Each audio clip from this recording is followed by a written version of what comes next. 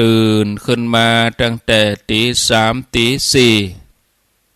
ฟังรายการก่อนหน้าแต่กี้ก็จบไปท่านพระมหาสมชาติชาตปัญโยได้ทำหน้าที่จัดรายการตีสามถึงตีห้ามามาจาถึงการงานวันนี้แล้วก็มีรายชื่อได้อ่านญาติโยมได้อนุโมทนาร่วมกันอาตมาภาพก็จะอยู่กับญาติโยม1 ชั่วโมงตี 5 ถึง 6 โมงแล้วก็6 โมงเป็นต้นไปนั่นก็จะตัดสัญญาณการถ่ายทอดเสียงไปที่วัดบรรพตสถิตตั้งแต่เวลา6 โมงเป็นต้นไปเนื่องจากว่าท่านพระครูสังวรศิลาภิลักษ์ท่านก็ยกเวลาให้ตั้งสถานีเพราะว่าเป็นวันพระวันศีลโดยอยู่กับศรัทธาปันศีลปันปอนบ่สะดวกที่จะมานั่งจัดรายการสักเตือศรัทธาเปิ้นก็มาตานขันเข้าเปิ้นมาทำบุญก็จะต้องปันปอนให้ศรัทธานั่งจัดรายการก็เป็นชั่วโมงศรัทธามาท่าเมินก็เก่งใจฉะนั้นแล้วเวลา6 โมงเป็นต้นไปก็จะตัดสัญญาณไปที่งานวัดบรรพตสถิตวัดบรรพตสถิตนั้นอยู่ตำบลพิชัยอำเภอเมืองจังหวัดลำปางวันนี้มีงานทำบุญอายุวัฒนมงคลครบ55 ปีอาจารย์ท่านพระมหานพดลสุวรรณเมธีเจ้าคณะอำเภอวังเหนือเจ้าอาวาสวัดบรรพตสถิตผู้อำนวยการวิทยาลัยสงฆ์นครลำปางแล้วบัดเจ้าแต่นั้นช่วงบ่ายก็จะเป็นการทำบุญสุมากรวะสะเก้าดำหัว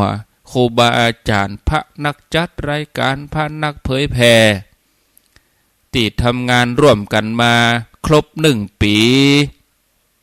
ที่ญาติโยมฟังกันมา1 ปี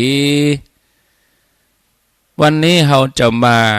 ทำพิธีสามีจิกรรมสุมากรวะสะเก้าดำหัวทำบุญตอบแทนน้ำใจครูบาอาจารย์ทุกรูปที่เปิ้นได้เสียสละเวลามาบรรยายมามาเผยแพร่มามอบธรรมะให้กับศรัทธาญาติโยมกู้ค่ำกู้เจ้าวันนี้ญาติโยมอยู่ใกล้อยู่หิมโดยเฉพาะญาติโยมในพื้นที่ญาติโยมอยู่ตังลำปางอยู่ตังเมืองแป่พะเยาลำปูนเจียงใหม่เจียงไฮ้ญาติโยมในพื้นที่เขาก็เน้นญาติโยมที่รับฟังตังลำปางเปิ่นฟังกันนักกันหลายบอกว่าเวลาใดเมื่อเจ้าก็ดีขวายก็ดีค่ำก็ดีฟังกันมาตลอดฉะนั้นวันนี้เอาก็แสดงซึ่งความมีน้ำใจไปร่วมกันเกี่ยมน้ำขมิ้นสมปล่อยไปตัวไปถึงก็เอาไปถอกไปเทร่วมกันครัวของที่เขาจะเอาใส่ก๋วยใส่ซ้าเกี่ยมไว้อยู่30-40เกี่ยมไปเหี่ยจะได้เอาไปใส่เขาก็เล็งแน่พอว่าก๋วยได้ที่บะเต็มเขาก็เอาไปใส่ตัดหั่นเหมือนทุกครั้งที่เราทำกันญาติโยมที่เคยร่วมเคยทำก็คงจะเข้าใจก๋วยที่เขาเอาไปนะก็เป็นสังฆทานที่เขาจะเอาทานให้ครูบาอาจารย์เป็นผลหมากหลากไม้เป็นขนมข้าวต้มลูกส้มของหวานเอาใส่เป็นทานนะศรัทธาญาติโยมก็ร่วมกัน ท่านใดที่บ่ได้รับสังเป็นชุดเขาก็รับเป็นก้อมเป็นย่อยมี20 30 50เขาก็ไปปักที่ต้นรวมอันนี้ก็ขอเชิญชวนญาติโยมทั้งหลายไปร่วมบุญร่วมกุศลกันนะในวันนี้ที่วัดบรรพตสถิตครูบาอาจารย์ก็จะไปกันหลายตนที่ขาดก็ไปหลายตนเหมือนกันนะขาดไปหลายตนเพราะว่าภารกิจแน่นหนาเนาะอันนั้นเขาก็ทำบุญครูบาอาจารย์เจ้าที่ไปได้ที่เปิ้นไปบ่ได้ก็ญาติโยมก็บ่ต้องไปวิตกกังวลโอ้ตัวนั้นยังมาตัวนี้ยังมาที่จริงใจครูบาอาจารย์ก็ใครไปแต่ว่าภารกิจมันจนกันแยกล่างบ่ได้งานบางงานก็นิมนต์ไว้เมินแล้วนะอันนี้ญาติโยมทั้งหลายให้เข้าใจซึ่งกูเตื้อนี่เขาก็จัดหลังปีใหม่ไปสักติด2 ติดนะแต่ว่าในวันนี้ก็วาระโอกาสสำคัญขานทำบุญอายุวัฒนมงคลทำบุญวันคล้ายวันเกิดท่านพระมหานพดลตัววันที่8 เมษายนนี่นะแล้วญาติโยมทั้งหลายก็ก่อนปีใหม่ก็ค่มสะดวกหลังวันที่10ไปนี่ก็คงจะมีภารกิจนักมากมายลากยาวไปเลยยิ่งครูบาอาจารย์ซ้ำให้หลังปีใหม่นี่แทบจะไม่ได้อยู่ได้ย่างไปถึงสิ้นเดือนพุ่นเลยญาติโยมฉะนั้นก็มาหันพ้องต้องกันปรึกษาหารือกันว่าโอ้ถ้าจะเอาหลังปีใหม่นี่คงจะยากกิจกรรมมันนักกิจกรรมมันทีจะกำหนดวันก็บ่ได้ไหลไปไหลมาโอ้บ่ได้สักวันอย่างญาติโยมนี่ก็ยังจะให้ได้ที่มันตัดวันเสาร์วันติดแต่ว่ามันได้ญาติโยมนะพอเวลาแล้วเนี่ยนะถ้าจะเอาไปเดือนพฤษภามันก็บ่ใจแถมเหมาะถ้าห่างปีใหม่ล่ำไปมันก็จางไปแถมเหมาะก็เลยกำหนดเอาเนี่ยศรัทธาญาติโยมวันที่8ก็คือวันนี้อุจากันมาได้จัดเมินตั้งแต่ที่เฮาไปปอยหลวงวัดพระพุทธบาทอุดมอู้กันตั้งแต่คืนนั่นเกินวันที่20 มีนา21 มีนาก็เริ่มประชาสัมพันธ์กันแล้วก็ใช้เวลาอุจากันมาก็เกินเดือนเนาะศรัทธาญาติโยมท่านทั้งหลายก็ย้ำเชิญชวนญาติโยมมาเจ้านี่เต็มกรรมญาติโยมก็ไปร่วมกันการแต่งกายนั่นก็ชุดแล้วแต่บ่จำเป็นจะต้องใส่ชุดขาวหรือว่าเขาจะเกียมไป2 ชุดก็ได้เมื่อเจ้าไปสืบชะตาก็ใส่ชุดขาวไปตอนบ่ายก็ไปอาบน้ำเพราะว่ามันร้อนเปลี่ยนแถมชุดก็ได้อันนี้ก็ตามใจนะแล้วแต่ละคนแต่ละท่านแต่สำหรับครูบาอาจารย์พระเจ้าประสงค์ในชุดเดียวนะบ่มีสีใดชุดนอนชุดเดียวกันนะชุดนั่นชุดนี่ไปเดียวกันบ่ล่ะอย่างญาติโยมเขาตั้งหลายนี่บ่ได้เนาะต้องมีชุดอันยังแต่งตัวยังได้บางทีก็ลืมคำหนึ่งเรื่องนี้ไปอาตมาเขานี่มันหัวสียังเป็นสีอย่างก็ใส่สีเดียวเลยอันนี้เนาะแต่ศรัทธาญาติโยมเขานี่มันต้องมีนะนี่ก็ถามเห็นหน่อยก็ดีก็ยาประจำตัวเนาะความดันเบาหวานที่หมอให้กินจะไปลืมไปไหนก็ให้เก็บจะไปฝังไปหีบเกินไปแล้วจะลืมไปจัดไก่แล้วอันนั้นก็ลืมอันนี้ก็ลืมโทรศัพท์ก็ดีติดชัดแบตเตอรี่ช่วงว่างๆเนี่ยจะไปเมาเล่นโทรศัพท์ลำไปแบตเตอรี่มันจะหมดจะเสี่ยงถึงเวลาสำคัญแบตหมดจะโทรหากันนัดหมายแบตเตอรี่หมดไปเหีย มันก็มีเหมือนกันบ้านจองตรวจสอบพอปลั๊กพัดลมกาปลั๊กตีต้มน้ำกาอย่างต่างๆปลั๊กไฟต่างๆสวิตช์ไฟไฟที่เปิดเตียนไฟฟ้าถูกไฟฟ้าเปิดละไว้ก็ไปปิดเหียถอดปลั๊กเหียเนี่ยอันตรายหน้าห้อนสายไฟนี่มันห้อนอากาศบ่พอมันห้อนไฟฟ้าจะทำให้ไฟลัดวงจรอันนี้ก็จะลำบากฉะนั้นก่อนออกบ้านก็ตรวจตราให้เรียบร้อยตรวจความเรียบร้อยนะหน้านี้ก็เป็นห่วงกรมอุตุนิยมวิทยาเปิดประกาศเตือนแถมวัน2 วันไปตั้งหน้าแต่ว่านี่ก็ลงมาแล้วบางพื้นที่มีตึงฝนตึงลมฉะนั้นไม้สูงไม้ใหญ่แต่งกิ่งตัดกิ่งอันตรายที่มันใกล้บ้านใกล้หลังคาเขาจะไปเสียดายเงิน1-2 ปันถึงเวลากิ่งไม้มันตกใส่บ้านใส่หลังคานี่มันเสี่ยงนักเหลือปันก่อนนะนั่นก็ไปเสาะจ้างคนมาตัดมันยังเหี้ยไม้ใหญ่ไม้สูงที่มันพอแล้วมันหักง่ายไม้งิ้วไม้อย่างโมเนี่ยนะกิ่งไม้ต่างๆที่มันใกล้บ้านใกล้อย่างนะมันสูงล่ำไปตัดแต่งออกมานะเปิดประกาศแล้วเปิดประกาศเตือนแล้วญาติโยมอย่างที่มันบ่แข็งแรงก็เกียมซ่อมแซมเห็นเด้อนะลมบ่เดียวมันลมใหญ่ลมหลวงลมแหงมันมากำเดียวแล้วมาอันตรายอันนี้ก็ฝากไว้ด้วยความห่วงใยนะศรัทธาญาติโยมแล้วข่าวที่ว่าวันนี้จะฮ้อนอย่างอันอย่างนี้เนี่ยญาติโยมมันบ่มีหลักฐานอย่างที่ปรากฏชัดเจนบางทีก็อ้างอิงว่านายแพทย์นั่นนายแพทย์นี่เปิ้นบ่มีตัวตนหมอจะไปฮู้เรื่องพยากรณ์อากาศกะเต้าอี้เขาก็คิดอ่านออกไปลงชื่อว่ามาจากนายแพทย์นี้อาตมาอ่านพอแล้วก็ตลกดีถ้ามาจากกรมอุตุนิยมวิทยาคำเตือนจากอธิบดี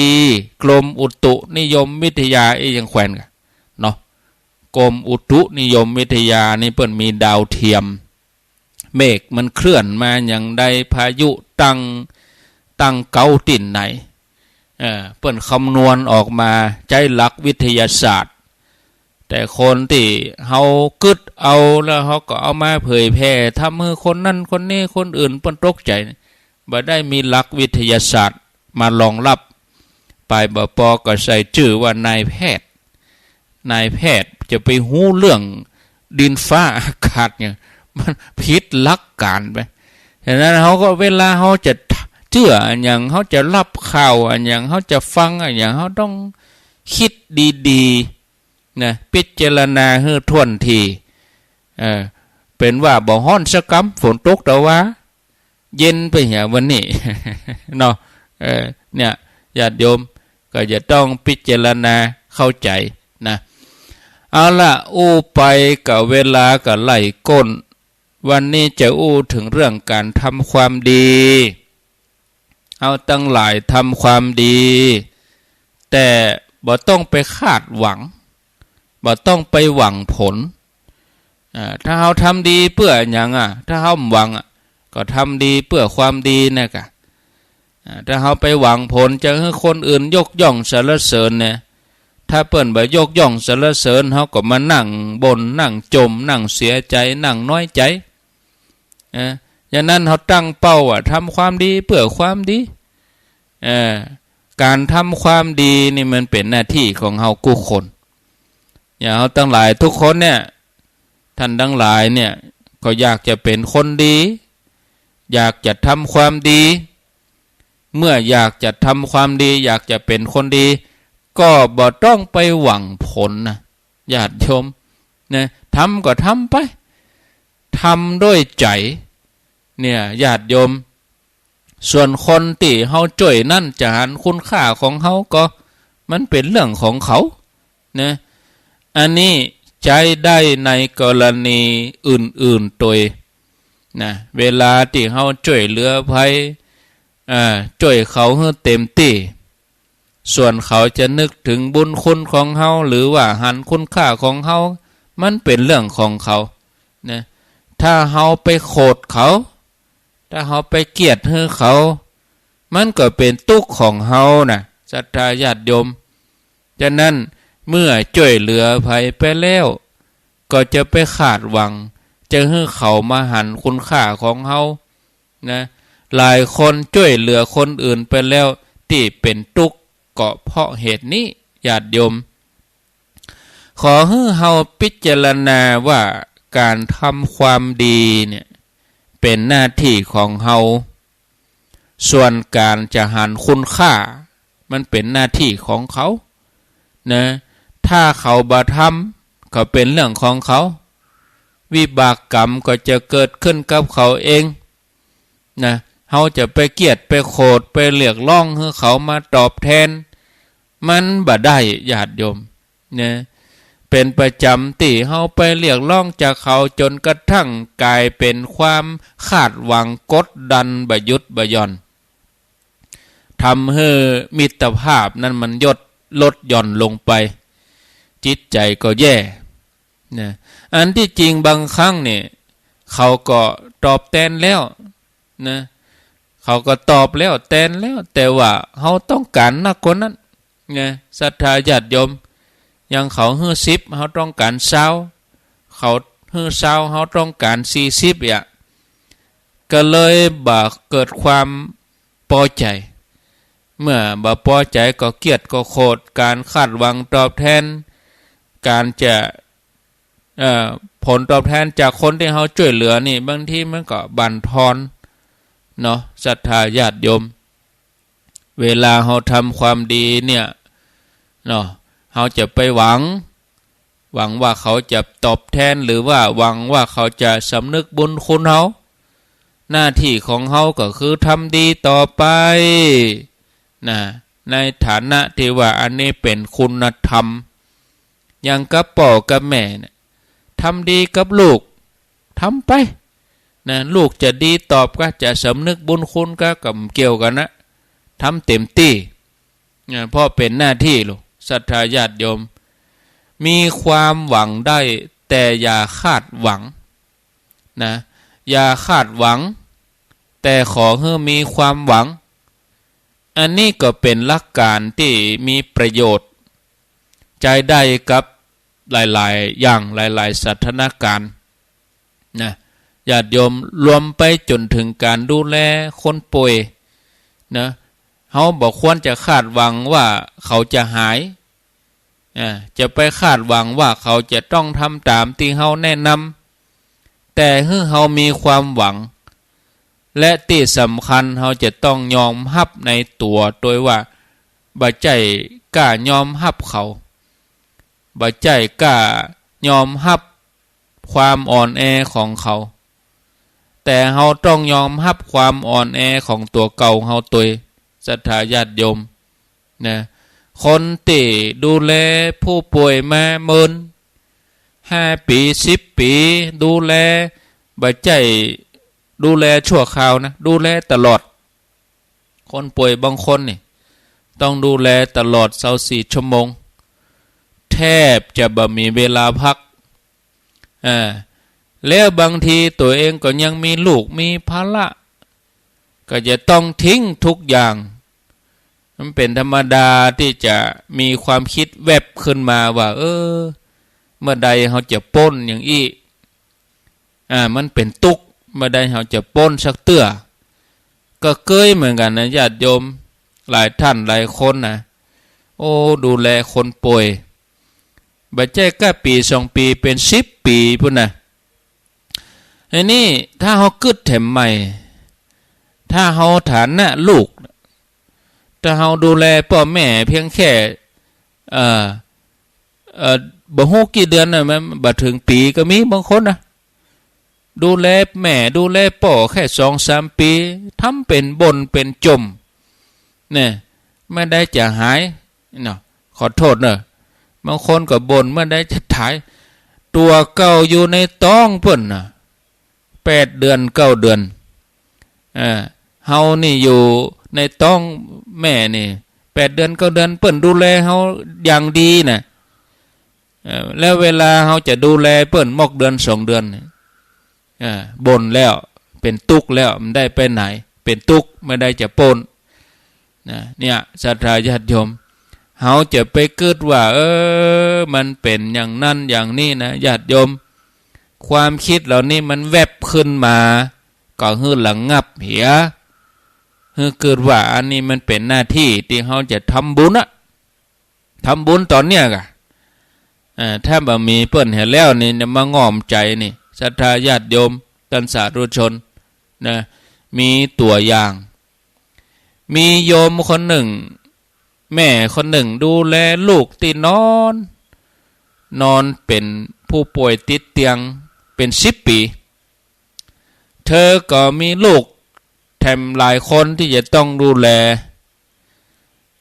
ครอบครัวนี่นะลูกหลายแต่ว่ามีลูกคนหนึ่งนี่ป่วยบ่สบายต้องนอนประคบประงมป้อนน้ำป้อนข้าวนักเบาดูแลหมดทีนี้ก็ต้องมาเสียเวลาบ่ใจน้อยกับการดูแลลูกคนนี้วันหนึ่งตัวเธอก็มาทุกอกทุกใจกับอกกับใจนักต่อหน้าลูกที่บ่สบายว่าเมื่อใดแม่จะป่นเมื่อใดมึงจะตาย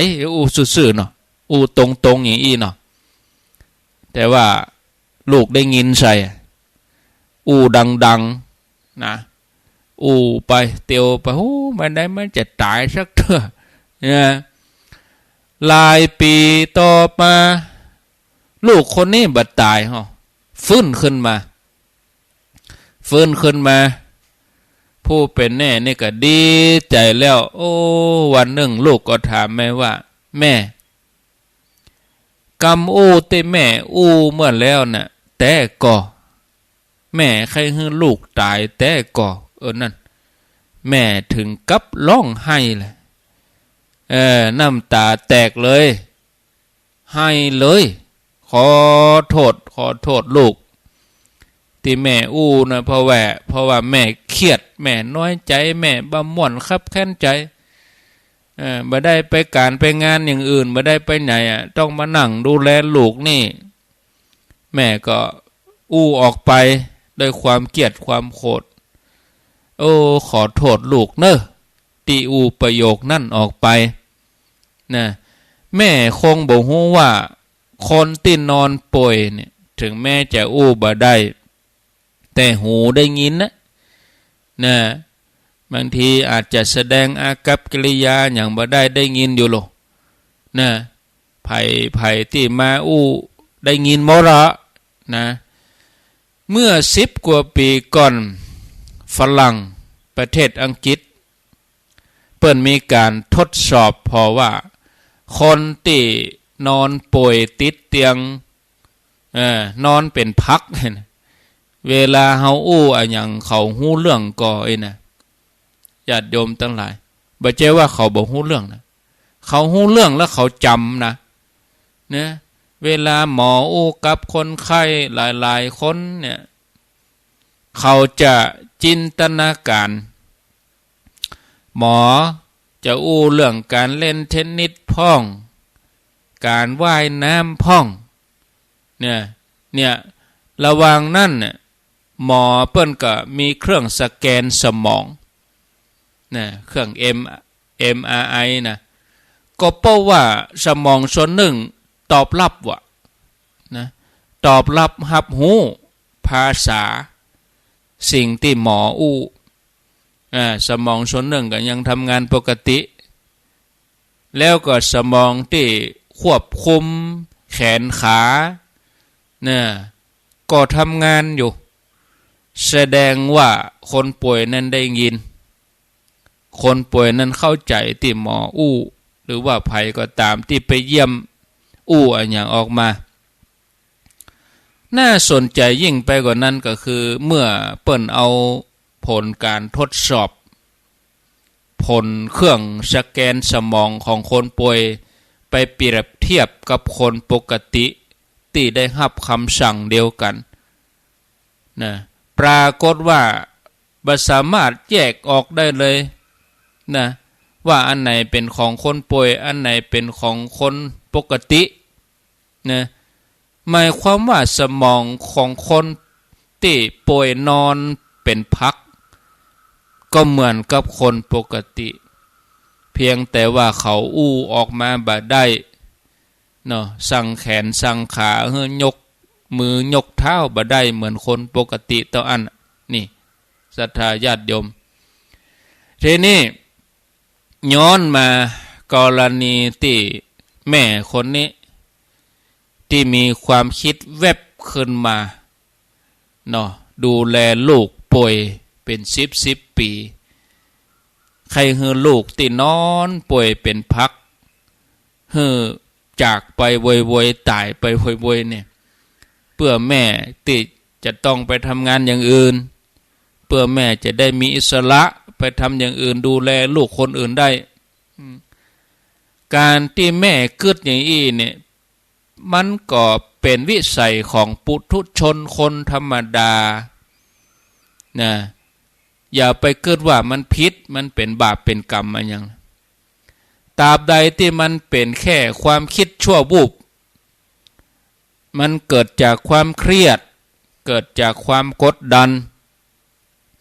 แต่หลายคนทำใจบ่ได้ว่าเนี่ยอย่างตัวเก่ากึดอย่างอี้ก็เลยโทษตัวเก่าที่ตัวเก่ากึดอย่างอี้กึดได้อย่างใดนะบ่มีภัยที่จะกึดอย่างอี้นะศรัทธาญาติโยม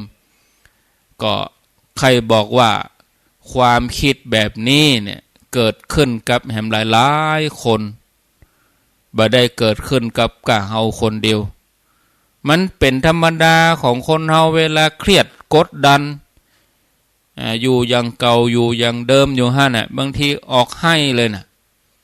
บางคนนี่ออกให้เลยเพราะฉะนั้นจะไปโทษตัวเองจะไปประณามตัวเองข้อสำคัญก็คือมันเป็นเพียงแค่ความคิดแล้วก็หู้เต้าตันแล้วจะไปยะตามนั้นศรัทธาญาติโยมนะหลวงพ่อเขียนเปิ้นได้เขียนไว้ไว้ว่ากึดดีก็จังกึดชั่วก็จังเวลาเจริญสติก็มีความคิดขึ้นมาทั้งดีทั้งชั่วมันผุดขึ้นมาเฮาก็ดูไว้ดูเฉยๆมันเป็นแค่ความคิดมันไม่ใช่ตัวเฮาเนาะจะไปโทษตัวเก่าว่าเฮาเนี่ยอย่างมีความคิดอย่างนี้จะไปตัดสินว่าตัวเองบ่ดีเนี่ยญาติโยม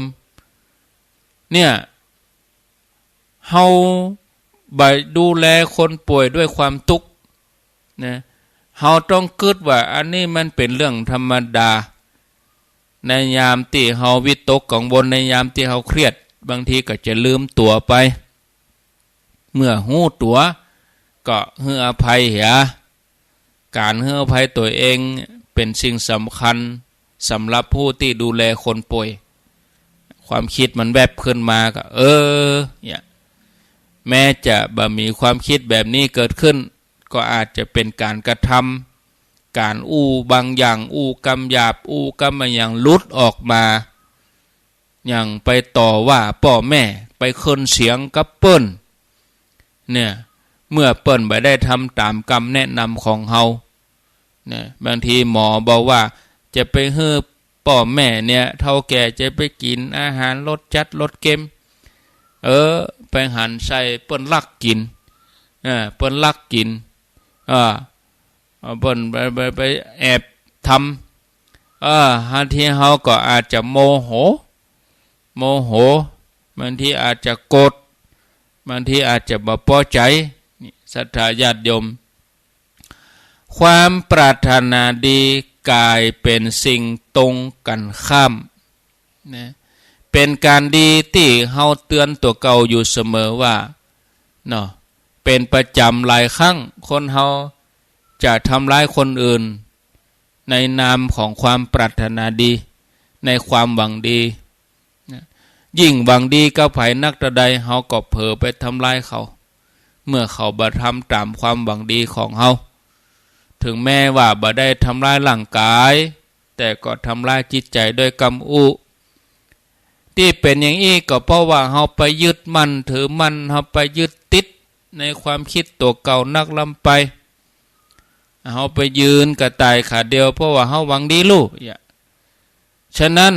สิ่งที่ควรเตือนตัวเองอยู่เสมอคืออย่าไปยึดติดยึดมั่นถือมั่นกับความหันของเฮานักล่ำไปความคิดความหันนี่นะจัตถญาติโยมจะทำมือเฮาเป็นคนที่ตุกใจเส้นแบ่งมันบางทำเพื่อเขากับทำเพื่อเฮานี่นะจัตถญาติโยมมันเป็นประจำที่เฮาเกิดว่าทำเพื่อคนนั่นลูกทำเพื่อเขานะลูกถึงวันนี่นะที่จริงนะมันบางมาคิดไปขึ้นมากับเพื่อตัวเองนั่นแหละศรัทธาญาติโยม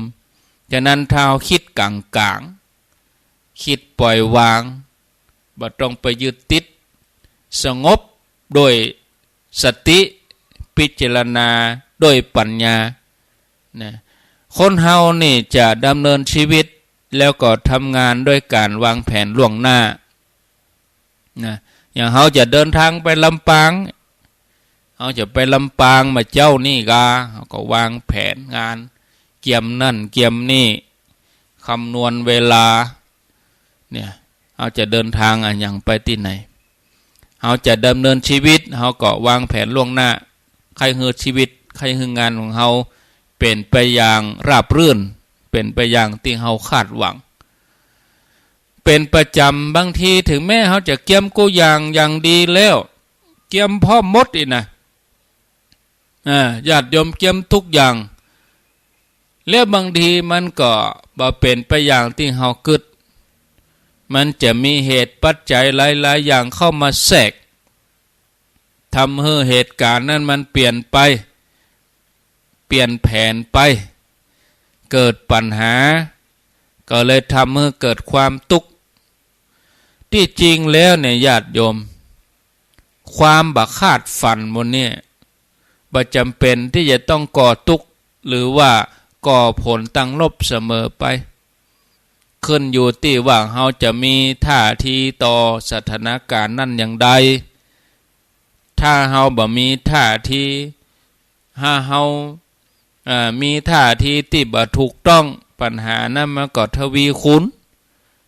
ถ้าเฮามีท่าทีที่ดีถูกต้องสงบปัญหามันก็สงบเนี่ยปัญหาที่มันตัวมามันอาจจะลดลงแต่ถ้าเฮามีท่าทีที่บ่ถูกต้องมันก็ตัวมานักนะแล้วแต่สถานการณ์บางทีอาจจะเปลี่ยนไปในทางที่ดีก็ได้เนาะศรัทธาญาติโยมเนาะพอเวลาแล้วก็พอสมควรแก่เวลาตอนนี้เวลา5:48 นาที5:48 นาทีก็ขออนุโมทนาบุญกับญาติโยมที่เปิ้นอุปถัมภ์รายการร่วมทำบุญเป็นก่าอินเทอร์เน็ตก่าบริหารจัดการก็ถ้ามีญาติโยมเปิ้นได้คิดพิจารณาหาความสำคัญเฮาก็บ่ได้ยินกันเนาะอันนี้วันนี้วันที่8วันที่12ก็12นี่ได้จ่ายละก่าอินเทอร์เน็ตนี่ 5-6 ตีกันนะญาติโยมท่านทั้งหลายแล้วก็ญาติโยมเขาก็ร่วมบุญมาหลายๆจุดหลายๆที่ วันนี้เขาก็ไปห่วมห้อมกันปุ่นที่วัดบรรพตสถิตปุ่นนะญาติโยมเนอะก็อนุโมทนากับแม่กันดาศีเนตรแม่จันเรือนใสแม่เดินเพ็ญทิมบางแม่ครูเกษณีชัยเทพแม่อมราวงแหวนโยมพัฒนันวิจิตไปสารแล้วก็มีโยมกนกพิษชัยนามีแหมหลายๆคนหลายๆท่านอาจจะบ่ได้กล่าวได้เอ่ยชื่อก็ขออนุโมทนาแต่ว่าที่กล่าวนี่คือผู้ที่เปิ่นดูแลรายการเป็นประจำร้อยตำรวจตรีสุจักรอาจารย์เกรียงศรีพรหมเสนตัวยเนาะหลายๆคนหลายๆท่านก็ห้วยตองซักก็ปนเนอรอเป็นเกิงเดือนวันเนอเพราะแล้วปีใหม่เพราะญาติโยมเนาะตอนนี้นี่ยังวุ่นวายอยู่ก็อดทนเนาะไฟฟ้ามันย้อนมันช็อตย้อนเข้าเครื่องเดี๋ยวนี้เรียบร้อยไปหมดตึงคอมตึงมิกตึงเครื่องส่งตึงเรียบร้อยหมดไฟฟ้ามันย้อนเข้ามาวะเมียไหม้หมดญาติโยมเรียบร้อยจบข่าว เนาะมันยังว่านะศรัทธาญาติโยมเอาก็บ่ได้คาดฝันว่ามันจะเกิดขึ้นเนาะมันเกิดขึ้นแล้วก็อย่าได้มันญาติโยมเนาะห้วยตองซักนี่คงจะบ่ได้ยินเป็นเดือนเหมือนกันก็ฟังสถานีอื่นไหลซ่อหาเอาที่หั่นบ่ได้ยินก็ไหลไปที่นี่บ่ได้ยินก็ไหลไปที่หั่นแต่ที่อื่นๆเพิ่นก็ฟังปกติของเพิ่นนะเนาะเดี๋ยวอาตมาจะเตรียมตัวสัก6 โมงปลายก็จะออกเดินทางไปใครจะจะก็ขอเจริญพรโทรเข้ามาที่หมายเลข0998366322มีก็เข้ามาจะก็ขอเจริญพรโทรเข้ามาจากันนอกที่หมายเลขนี้0998366322วันนี้ก็มีตั้งลี่นี่สถานีของนายกวิเชียรวิชาเถินเพิ่นออกถึงวันกูเจ้าเหมือนกันที่ตำบลศรีวิชัยนะญาติโยมจะฟังทางอันที่5 ดวงก็ได้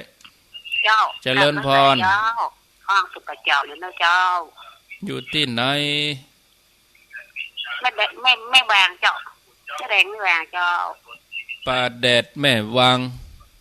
แม่นละเจ้าบ่เรียวบ่ล่ำได้ขายหัวฝ่ายก็บ้านหัวฝ่ายก็วันนี้จะไปวาดละเจ้าวันนี้จะไปวาดโมทนา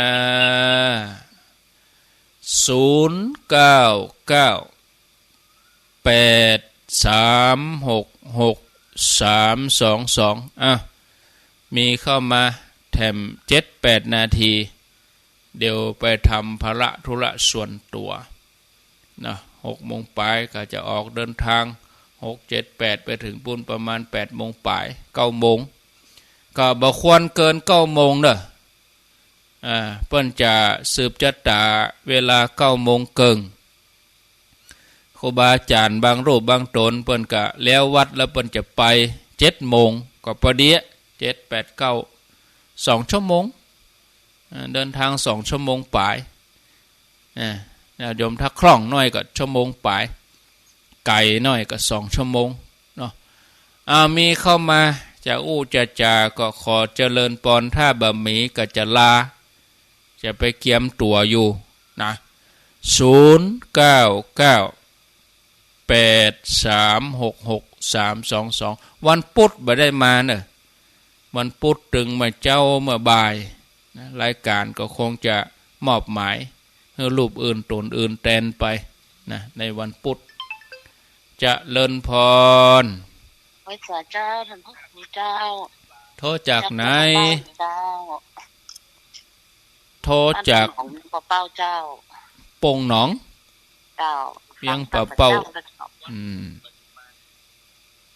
เป็นกำลังใจนะเจ้าฟังคืนนั้นของคุณดารุณีเนาะคุณดารุณีเจ้าอนุโมทนาสาธุเจ้าเจริญพรฮัลโหลติดแล้วติดแล้วอย่าแม่ขอคุยด้วยโทรจากไหนจากลำปางแม่อยากทำบุญด้วยลำปางว่าอำเภอหยังลำปางหมู่บ้านพิชัยมาได้เนาะวิชาฟังวิทยุสถานีเมืองเยาวราชอยู่ใกล้ฮันนี่มาได้เนาะวันนี้เนาะจ้าแม่อยากทำบุญด้วยทำบุญแม่อายุ88แล้วลำปางด้วยจะทำยังไงลำปางนี่เดี๋ยวติดต่อที่ท่านสมชาติท่านเนอเดี๋ยวฟังดีใจติดอยู่ใกล้วัดอย่างก็จ้าอยู่ใกล้วัดมองดีใจยังไงก็แต่แม่อยากทำบุญด้วยเดี๋ยวติดต่อมาหาสมชาติเนอะแม่ไม่รู้เบอร์เดี๋ยวต่อรายการอาตมานี่แหละเดี๋ยวเปิ้นจะจัดต่อนี่แหละรอฟังเอาเนอะจ้าอนุโมทนาก็โทรหามาหาสมชาติท่านเด้ออาตมาสะดวกอินดูเปิ้นเหมือนกันนะบางคนเนี่ยคนเฒ่าคนแก่ผู้สูงอายุนี่แม่ก็ใครทำบุญนี่แม่ก็ใครทานเนี่ยไปก็บ่ได้ลูกหลานมีไผไปส่งจะทำบุญได้อย่างใดหาอินดูเนาะก็เดี๋ยวต่อรายการอาตมานี่ก็โทรหาท่านสมชาติท่านเด้อจะเลินพรท่านเจ้าแม่ก็ไม่ได้ไปฝากท่านสมชาตินะเจ้าตั้งทีจ้ะท่านจุดีจ้ะอยู่ที่ไหนแสนคงเจ้าอนุโมทนา0998366322ก็ถึงคนไปนี่ก็5ส่วนนี่ก็จะไปสัก2ส่วนเนาะอาจจะลดลงมานักลดกว่าปีแล้วเพราะว่ามานั้นภารกิจมันแน่นหนาพ่องก็ติดงานเขาดำพ่องหลายๆอย่างนะมันอย่างใดก็บ่ดีเฮาจะหาเวลาที่มันตรงกันมันว่างกันนี่มันถึงบ่ได้ที่ว่างดีๆมันก็พวกเข้าวัดสาพวกเนาะงานอย่างตึมมีเจริญพรนมัสการท่านอาจารย์ครับเวลาผมกันมันว่างพ่อบุญยืนพิธีเครือเลี้ยงแต่ว่าลำปางอำเภอพิจัยอยู่ใกล้ฮันเนาะรายการของอาจารย์วันอย่างวันจันทร์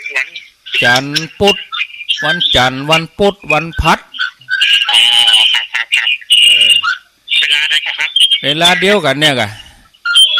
4:05นี่โมทนาเนอพอเปิดวิทยุดังไปหน่อยเสียงมันสูญกันก็อาตมาก็ออก5:00 ถึง 6:00 วันจันทร์วันพุธวันพัดเนอะแต่ว่าวันพุธกับวันพัด2 วันตั้งหน้านี่มันได้เข้ารายการนะ2 วันไปตั้งหน้านี่นะวันพุธที่10นี่ก็ไม่ได้อยู่11ก็ไม่ได้อยู่ยาวไปจนถึงว่าปีใหม่แล้วบ่นะพวกจะได้ปะกันแถมคำเขาทุกวันดีๆบ่ดีบ่เดือนหน้าบ่กระบุนะเจริญพร จะเลินพรกับไว้สัตว์เจ้าเมืองลีนะเจ้าเมืองลี่อ๋อฝนตกอ่ะเมืองลี่แต่ว่าจำได้อยู่กับเจ้าได้ก่ะ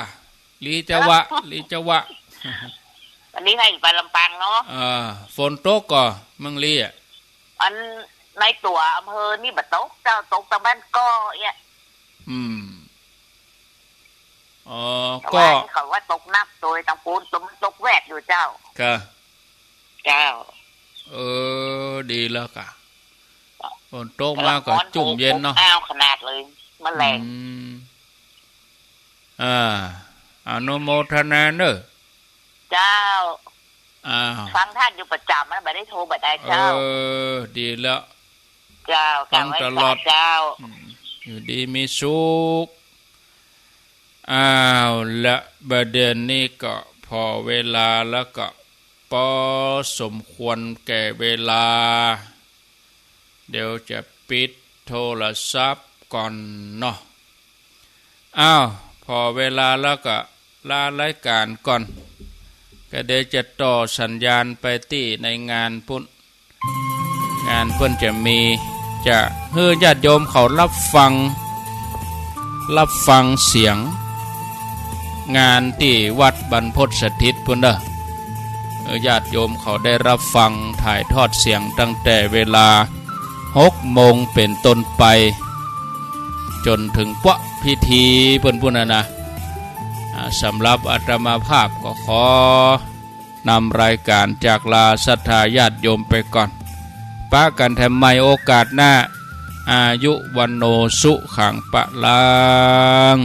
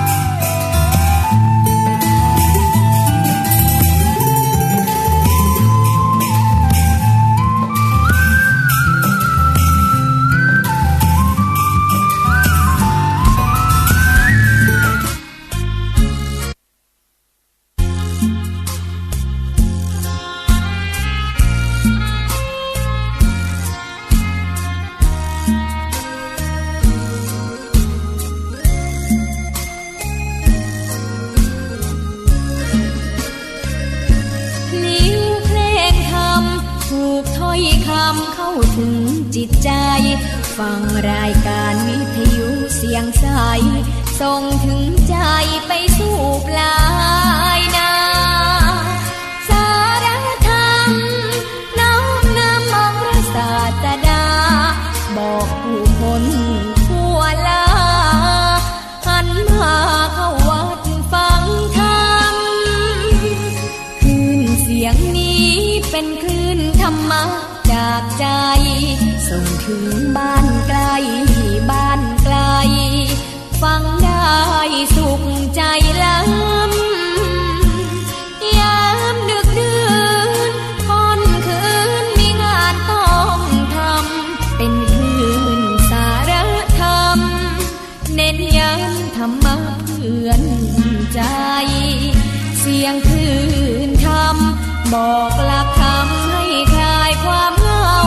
ฟังเสียงธรรมะเบาเบาบอกเล่าถึงคนบ้านไกลสื่อธรรมะบอกลดละละวางด้วยใจสื่อไปถึงสวงในเข้าใจหลักธรรมหลักดีลิ้วเพลงธรรมถูกสัมพันธ์จิตใจร่าเริงฟังสาระธรรมะบันเทิงรื่นเริงในชีวิตยามวันว่างเดินทางไปเยี่ยมสถานีนัดพบกันน้องพี่ วันเสาร์สวดมนต์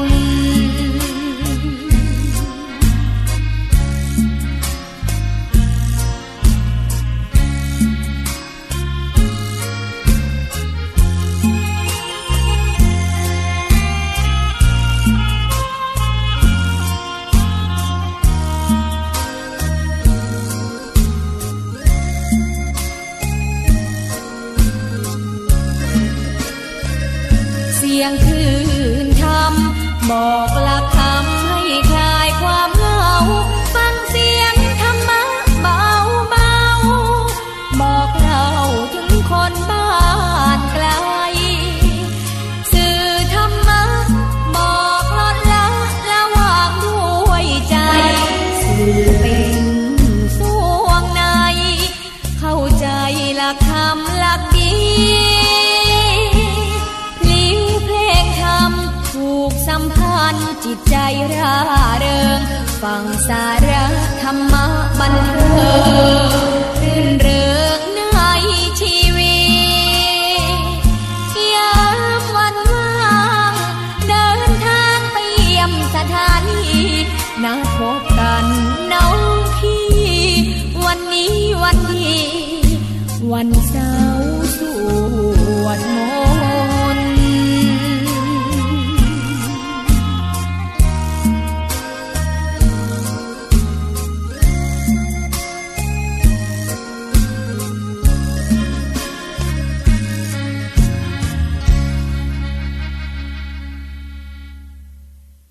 นอบน้อมต่อพระรัตนตรัยแก้วเจ้าสามประการน้อมเอาคุณพระพุทธคุณพระธรรมคุณพระสังฆเจ้าคุณพระอรหันตเจ้าอริยสงฆ์เจ้าจุตนจุองค์ได้เมตตาแผ่ปารมีมาเป็นนวโลกุตรธรรมปกเกลาเกศาปกห่มหักษาครูบาอาจารย์พระมหาเถระ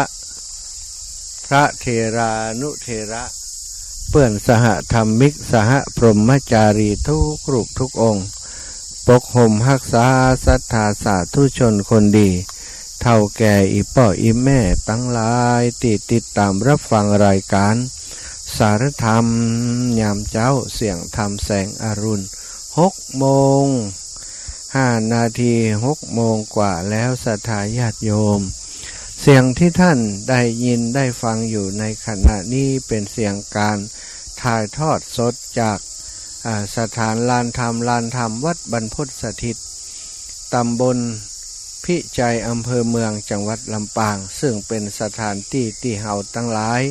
ได้นัดหมายกันมาร่วมกิจกรรมสำคัญรดน้ำดำหัวครูบาอาจารย์คลื่นสีขาวในวันนี้ณวัดบรรพตสถิตจังหวัดลำปางก็เป็นปีแรกเนาะที่เฮาได้จัดกิจกรรมรดน้ำดำหัวนี้ที่จังหวัดลำปางโดยการนำของท่านอาจารย์พระมหานพดลสุวรรณเมธีครูบาอาจารย์เจ้าคณะอำเภอวังเหนือเจ้าอาวาสวัดบรรพตสถิตผอ.วิทยาลัยสงฆ์นครลำปางท่านอาจารย์ก็ได้มีสมณะเมตตาเข้ามาร่วมเครือข่ายสายบุญกับครอบครัวคลื่นสีขาวโดยการแนะนำชักชวนของท่านอาจารย์พระครูอภิวัฒนวิกรมเป็นเวลาปี2 ปีผ่านมาแล้วสถาเดี๋ยวได้ร่วมในทีมงานโดยการปีที่ผ่านมาท่านอาจารย์ก็ได้ไปร่วมกิจกรรมรดน้ำดำหัวที่วัดมณฑาทิพย์บ้านเหล่าเป้าอำเภอดอยหล่อจังหวัดเชียงใหม่ซึ่งทางครูบาอาจารย์ก็ได้อูจากันว่าปีต่อไปปีหน้าก็คือบัดเดียวนี้แหละจะเอามาจัดที่ลำปางก็อูกันที่เล่นที่จริงแต่สุดท้ายเอาไปเอามาก็เป็นความจริงเนาะว่าเอามาจัดกิจกรรมรดน้ำดำหัวที่วัดบรรพตสถิตสถาอีป่อยอีแม่ตั้งหลายเจ้าวันนี้เนาะตั้งทีมงานถ่ายทอดสดของท่านพระครูอภิวัฒนวิกรมซึ่งก็เป็นผอ.สถานีร่วมกับทีมงานของวัดฝ่ายหินโดยการนำของท่านพระครูสมุวิสุวัตวรกิจโจ อาจจะได้ลิงก์สัญญาณเชื่อมสัญญาณจากสถานที่จัดงานเรียกว่าการถ่ายทอดสดตึงภาพตึงเสียงฮือสถายอีป่ออีแม่ตั้งหลายโอ้อีแม่บ่ได้ไปอาจารย์เอ้ยอีแม่ติดภาระติดธุระนู่นนั่นนี่บ่ได้ไปแต่ท่านอาจารย์ช่วยห้อมฮืออีแม่จิมเนอห้อมมาเนาะบ่ได้มาตัวบ่ได้มาได้ให้ได้ห้อมมาก็จะได้ประชาสัมพันธ์บอกกล่าวข่าวดีนี้ฮือกับคนที่บ่ได้มาทั้งหลายได้อนุโมทนาบางท่านบางคนโอ้แป่อีแม่เพิ่งได้ยินบ่เจ้านี้ห่อเรื่องรดน้ำดำหัวท่านอาจารย์จัดตันอยู่ก็ใจอีแม่ขอหอมน้อยเตอะได้เนอะสถาอีป่อยอีแม่ตั้งหลายท่านสามารถให้หอมมาได้ที่เลขที่บัญชีของอาตมาภาพพระมหาสมชาติชาตปัญโย5363095491ศรัทธาสามารถโอนปัจจัยมาสนับสนุนได้แต่ทั้งนี้ทั้งนั้นปิดรับสมัครเวลาเที่ยงวัน12 น.